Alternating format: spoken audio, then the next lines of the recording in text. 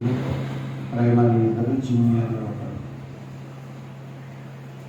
Hostel చెప్పలేదా? Beginners beginners అంటే nursery to class 1 వరకు చదివి, nursery to LKG, UKG, class 1 అది బిగినర్స్ అన్నారు. 2, 3 క్లాస్ 2, 3, 4 ప్రైమరీ. అమర్పా 2, 3, 4 ప్రైమరీ, 5, 6, 7 వరకు 7 1 వరకు బిగినర్స్, చెప్తున్నాను.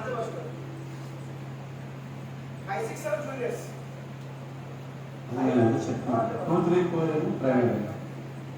కాబట్టి అగాపే చైల్డ్ ఎవాంజలిజంలో టీచర్స్ ముఖ్యంగా గమనించవలసింది క్లాసుల ప్రకారంగా మనము డివైడ్ చేస్తున్నాం. నర్సరీ, ఎల్కేజీ, యూకేజీ, క్లాస్ 1 అది బిగినర్స్ క్లాస్. తర్వాత రెండవదిగా క్లాస్ 2, క్లాస్ 3, క్లాస్ 4 అది ప్రైమరీ క్లాస్. మూడవదిగా 5, 6, 7 ఇదేమో జూనియర్ క్లాసు. ఇప్పుడు మీరు బిగినర్స్ ఎవరు తీసుకుంటున్నారు? టీచర్ కదా, మీరు ఇక్కడ డిసైడ్ చేయలేదా? ఏ క్లాస్ అయినా రెడీగా ఉన్నారా? వెరీ గుడ్, మంచిది. ముఖ్యంగా మనము ఓపెన్ మినిస్ట్రీస్లో అనేకమైన వింగ్స్ ఉన్నాయి కదా. కొన్ని వింగ్స్ చెప్పండి, అంటే పరీక్షలు బోర్డు ఉన్నాయి కదా, కర్ణం ప్రాంతం ఆకలి సీట్లు చేస్తారు. చెప్పండి మీరు వింగ్స్ ఏంటి? పరీక్షలు డిస్ప్లేలో ఉన్నాం కదా. ఇలా చాలు చెప్పండి, చెప్పు board. Friends circles, okay. Rashtriya మత్స్య పరిశోధన, ఇండియా ప్రజలు తెలుసు, గుర్తున్నాయో జ్ఞాపకం లేదని ఒకసారి పరిశీలిద్దామని. ఇలాంటి వింగ్స్లో మనము నేటి తరాన్ని అంటే యవ్వనస్తులను, తర్వాత పిల్లలను, పుట్టబోయే తరాన్ని, మీ ఎదుట 3 తరాలు ఉన్నాయి. మీ తరము, దావీదు తన తరం వారికి, అంటే మా తరం అంటే అందులో పాస్టర్ గారు ఉన్నారు, తెలంగాణ పాస్టర్ గారు, తెలంగాణ అధ్యక్షులు ఉన్నారు. మా తరం, మీ తరం అంటే మా తరం తర్వాత మీ తరం. మాకేమో 4 తరాలు ఉన్నాయి, మీకేమో ఎన్ని తరాలు ఉన్నాయి? 3 తరాలు ఉన్నాయి. మీ తరము, తర్వాత చిన్న పిల్లల తరము, ఇంకా పుట్టబోయే తరము. ఈ చైల్డ్ ఎవాంజలిజం అనేది 4 తరాలను ప్రభావితం చేసే పరిచర్య.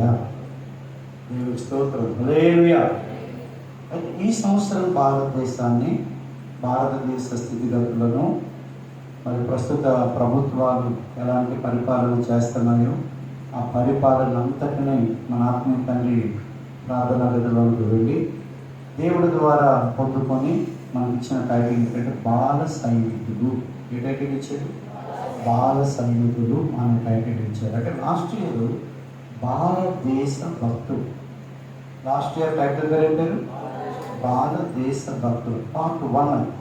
ఇప్పుడు ఏమంటే పార్ట్ 2 ఏంటంటే బాల సైనికులు.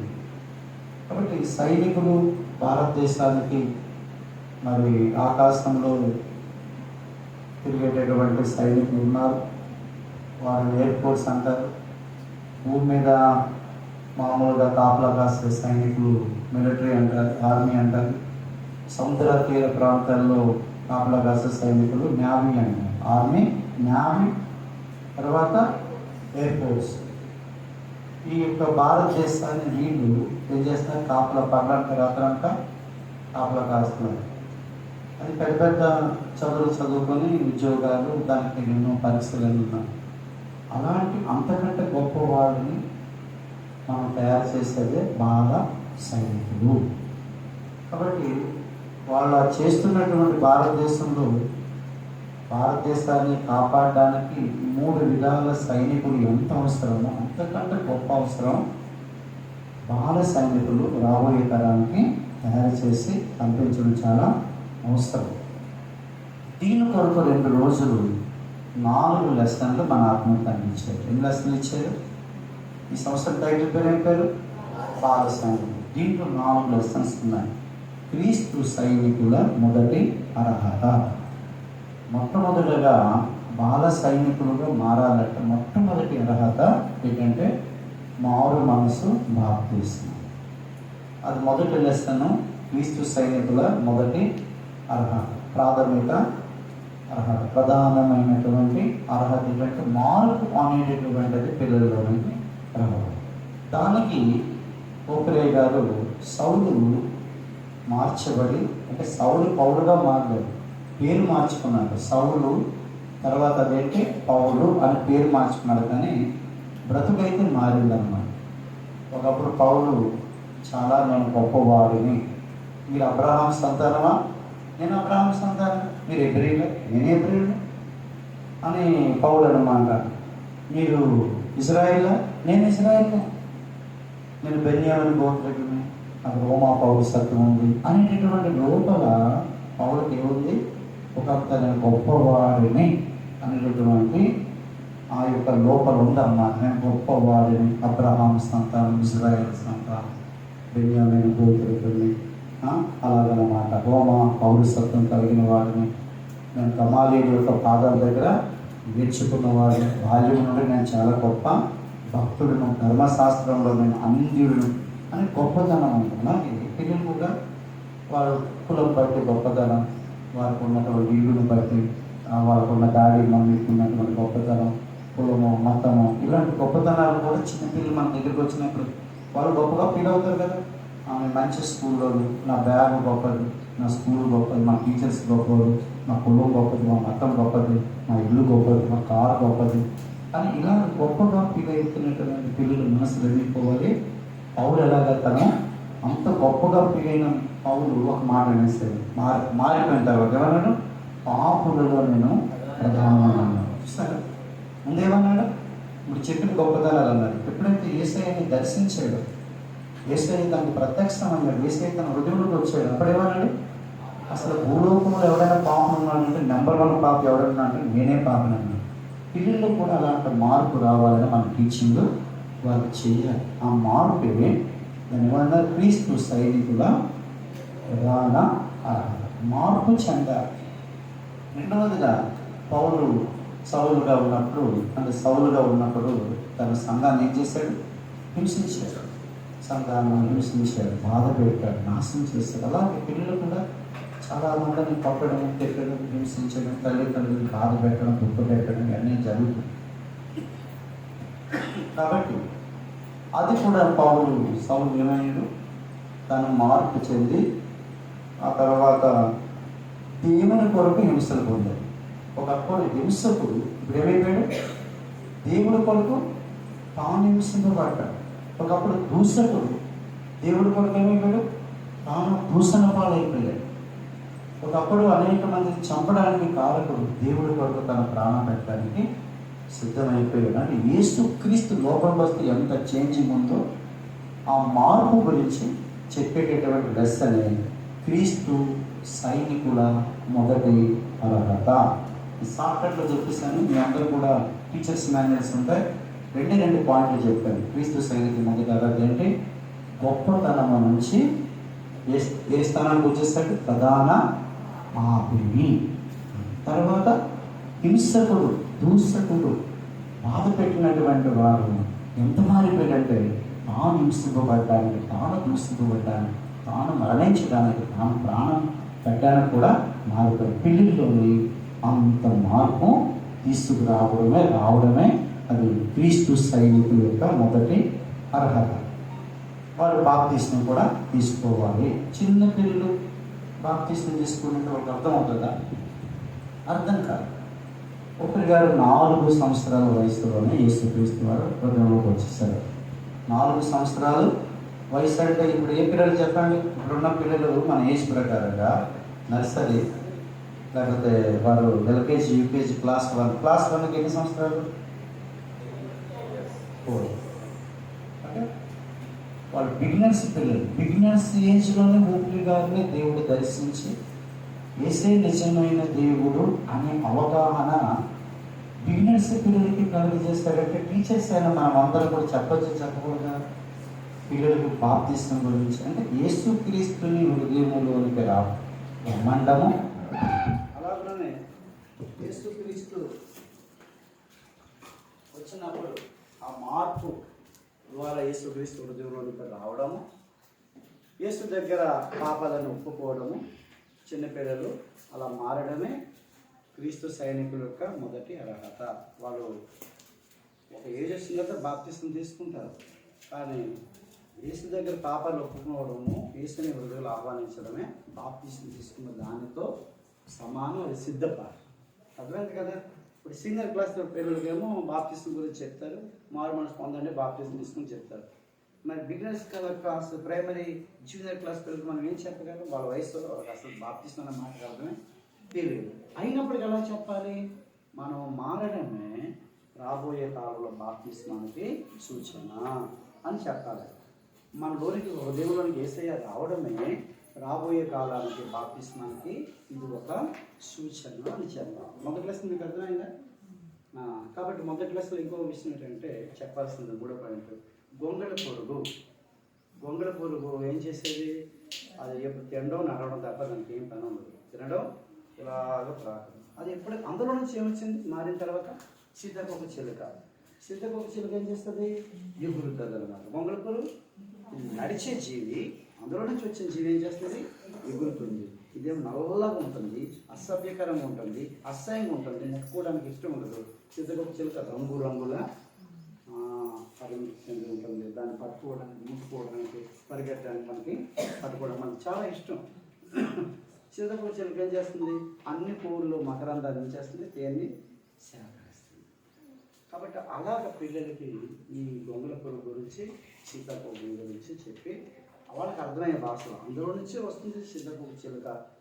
కాబట్టి గొంగళ పురుగులాగా ఉంటే ఎప్పుడు తినడం ఇలా పాగడం. సీతాకోక చిలుక ఉంటే మీ భవిష్యత్తులో ఏమవుతారు? ఎగురుతారు. స్కూల్లోని, క్లాసులోని, చదువులోని అన్నింటిలో కూడా మీరు డెవలప్మెంట్ అవుతారు. మిమ్మల్ని అందరిని ఇష్టపడతారు. మార్పు చెందకపోతే మళ్ళీ ఎవరు ఇష్టపడరు. గొంగళ పురుగులాగా మార్పు చెందితే సీతాకోక చిలుక దగ్గర పరిగెట్టినట్లుగా మీ దగ్గరికి అందరూ కూడా పరిగెత్తుకుంటూ వస్తారు. ఇంకొకటి బెస్ట్ ఎగ్జాంపుల్ ఏంటంటే ఇప్పుడు సెల్ ఫోన్స్ ఉన్నాయి. సెల్ ఫోన్స్లోని ఒకప్పుడు నోకియా సెల్ చాలా పోటీ పడాయి. ప్రపంచంలో నోకియా అంటే నంబర్ 1. మరి ఇప్పుడు నోకియా సెల్ లేదు, ఏమైంది? ఇప్పుడు ఏ సెల్ ఫోన్ బాగా వస్తాయి? ఐఫోన్. సెకండ్ శాంసంగ్ వస్తుంది, 2వ స్థానంలో కదా. ఈ 2 ఫోన్లు వచ్చాయి. మరి మిగతా చాలా పానాసోనిక్ ఎక్కడికి వెళ్ళింది, నోకియా ఎక్కడికి వెళ్ళింది, ఇంకా మూడు కంపెనీలు తెలుసు సెల్ ఫోన్ కంపెనీ. అవన్నీ ఏమైపోయాయి అంటే ఐఫోన్లో ఉన్న ఫీచర్స్తో, శాంసంగ్లో ఉన్న ఫీచర్స్తో అవి పోటీ పడలేకపోయాయి, అంటే మారలేకపోయాయి. ఈ ఫోన్లు ఏమైపోయాయి? ఫ్యూచర్లో మారలేకపోయి మూలకి వెళ్ళిపోయాయి. మారలేని వాళ్ళందరూ ఏమైపోతారు? నోకియా లాగా ఏంటి అలాగ ఏమైపోతారు? మూలకి వెళ్ళిపోతారు. మారిపోతే ఐఫోన్లో అయిపోతారు. అంటే ఐఫోన్ అంటే వాళ్ళకి ఇష్టం కదా. సామ్సంగ్ ఫోన్ అంటే ఫోన్ భాషలో కూడా చెప్పాలి. అలా ఎగ్జాంపుల్తో లెసన్ చెప్తే పిల్లలకు బాగా అది ఫస్ట్ లెసన్ ఇది. అండ్ సెకండ్ లెసన్ క్రీస్తు సైనికుల యొక్క సిద్ధపాటు. 2 లెసన్ అంటే సిద్ధపాటు అంటే సిద్ధపాటు కలిగి ఉండాలి, సిద్ధంగా ఉండాలి. వాళ్ళు ప్రార్థన అనేటటువంటి దానికి సిద్ధంగా ఉండాలి, వాక్యం చదవడానికి సిద్ధంగా ఉండాలి, సండే స్కూల్కి వెళ్ళడానికి సిద్ధంగా ఉండాలి, చర్చికి వెళ్ళడానికి సిద్ధంగా ఉండాలి, దేవుని పనులు చేయడానికి ఏదైనా సరే సిద్ధంగా ఉండాలి. క్రీస్తు సైనికుల మరి సిద్ధపాటు అనేటువంటిది స్టెఫెన్ గురించి, స్టెఫెన్ లెసన్ కదా, స్టెఫెన్ గురించి రాయబడింది. సిద్ధపాటు అనేది మెయిన్ కీ లెసన్ ఏంటంటే అదే తిమోతిలాగా వాక్యములోని జ్ఞానాన్ని చదువుకోవాలి. తిమోతిలాగా వాక్యాన్ని చదువుకోవడానికి సిద్ధంగా ఉండాలి. స్టెఫెన్ లాగా తర్కించి వాదించి సత్యాన్ని స్థిరపరచడానికి. అంటే భారతదేశంలో మన పరలోకం లేవని తెలుసు. మన పరలోకంలో మేము వీడియోస్ పెడితే మనవాదులు మొత్తం వీడియో వచ్చి వీడియో కూడా పెట్టారు. అయ్యగారు కూడా పోయిన అయ్యగారు చెప్పారు. అప్పుడు నేను వెళ్ళాను. నేను ఇలా నడిపిస్తుండగా మనవాదులు మొత్తం మనకు వచ్చి అక్కడ చేసేసి మరి జై శ్రీరామ్ అని చెప్పి చాలా గొడవ చేశారు. మేము కూడా కొన్ని మాటలతో మనం ఎదుర్కొన్నాము. రాజ్యాల ప్రకారంగా మేము కూడా మాట్లాడడం జరిగింది. అయితే అందరూ ఇద్దరు అమ్మాయిల పిల్లలు మీరు మమ్మల్ని జై శ్రీరామ్ అని మమ్మల్ని అనమంటున్నారు. మరి మేము కూడా అడుగుతాము, ప్రైజ్ లాడ్ చెప్పండి, ప్రైజ్ లాడ్ అంటే మీరు అంటారా అని అనిపిస్తారు. ఇద్దరు అమ్మాయిలు చిన్న పిల్లలు ఆ మనవాదంతో పట్టుకుని ఏమన్నారు, పెద్ద పెద్ద వాళ్ళు ఎక్కడేస్తున్నారు, ఉడ్డీస్ ఎలా ఉన్నారు. అయినా వీళ్ళిద్దరు భయపడ్డారా? భయపడకుండా ఏమన్నారు, జై శ్రీరామ్ అని అనమంటున్నారు కదా.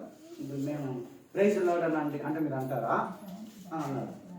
అంటే అలాగా వాళ్ళు ఏం చేశారు, స్టెఫెన్ లాంటి అభిషేకం వాళ్ళకి ఆల్రెడీ ఏమైపోయింది, వచ్చేసింది అనమాట. ఎదుర్కొనే అభిషేకం, ఆ మాట్లాడే అభిషేకం. ఇలాంటి భారతదేశానికి ఇలాంటి సైనికులు కావాలి. ఎలాంటి తిమోతి లాగా రక్షణార్థమైన జ్ఞానాన్ని పొందుకొని, స్టెఫెన్ లాగా జ్ఞానం పొందుకొని తర్కించి వాదించి, మరి స్టెఫెన్లు ఊపిరి గారు లాంటి వాళ్ళు, ఊపిరి దండ లాంటి వాళ్ళు తయారు చేయడమే సెకండ్ లెసన్ యొక్క ముఖ్యమైన ఉద్దేశం. యేసుక్రీస్తే నిజమైన దేవుడు, ఎంతమంది దేవతలు ఉన్నా అని నిరూపించాలి.